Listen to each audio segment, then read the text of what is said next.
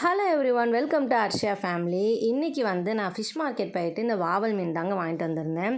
ஆக்சுவலாக நாங்கள் கொஞ்சம் லேட்டாக போனதுனால அவங்களுக்கு வந்து கட் பண்ணி கொடுக்கலாம் டைம் இல்லை. நானும் கொஞ்சம் நேரம் வெயிட் பண்ணி பார்த்தேன். சரி, இது வேலைக்கு ஆகாது, நம்மளே வீட்டில் போய் கட் பண்ணிக்கலாம்னு சொல்லிட்டு கிளம்பி வந்துட்டோம். அதுக்கப்புறமா இப்போ இந்த சிசர் வச்சு கட் பண்ணுறதெல்லாம் ரொம்ப ட்ரெண்டு. நமக்கு ஈஸியாக இருக்கும் வேலை முடிகிறது. எனக்கு இந்த பெரிய கத்தியெல்லாம் வச்சு கட் பண்ணவே கொஞ்சம் பயமாக இருக்கும். அதனால் வந்து நான் அது பார்த்தா கூட வாங்க மாட்டேன். அந்த ஷார்ப்பான கத்தி எங்கே பார்த்தாலுமே வாங்குறதே கிடையாது. ஸோ நான் வந்து ரீசெண்டாக அந்த உங்களுக்கு வீடியோவில் காமிச்சிருப்பேன்னு நினைக்கிறேன். இந்த சிசர் வாங்கியிருந்தேன். ஸோ அதில் தான் கட் பண்ணியிருந்தேன். மெயினாக இதுக்காகவே அந்த சிசர் வாங்கியிருந்தேன். சூப்பராக கட்டாச்சு. நம்ம கரெக்டாக வந்து நைஃப்பில் அந்த எந்தெந்த லைன் வேணுமோ அதை போட்டுட்டு இந்த கத்திரிக்கோல் வச்சு கட் பண்ணோன்னா ஈஸியாக வந்து வேலை முடிஞ்சிருச்சு. ஸோ இதெல்லாமே ஃபுல்லாக க்ளீன் பண்ணி முடிச்சதுக்கப்புறமா மீன் குழம்பு அந்த ஃபிஷ் ஃப்ரை செஞ்சுட்டோம்.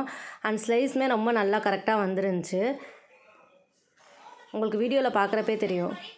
ஆக்சுவலி மீன் கட் பண்ணுறது கழுவுறதெல்லாம் ரொம்ப ஈஸி தான். என்னென்னா அதுக்கான ப்ராப்பர் எக்யூப்மெண்ட்டு நம்மக்கிட்ட இருக்கணும். அந்த கரெக்டாக வந்து அந்த மரக்கட்டை மாதிரி ஒன்று வச்சு கட் பண்ணுறது, அதுக்கப்புறமா வந்து அதுக்கான வந்து ஷார்ப்பான நைஃபு இல்லைனா வந்து அருவாள், இந்த மாதிரி ஏதாவது ஒன்று இருந்துச்சுன்னா நம்ம ஈஸியாக வேலை முடிஞ்சிடும். ரொம்ப ரொம்ப ஈஸி தான்.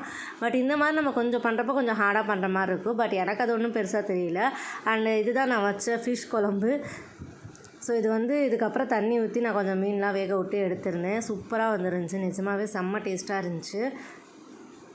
அண்ட் அவ்வளோதான் ஃப்ரெண்ட்ஸ். வீடியோ பிடிச்சிருந்தா நம்ம அர்ஷியா ஃபேமிலியை மறக்காமல் சப்ஸ்கிரைப் பண்ணி வச்சுக்கோங்க.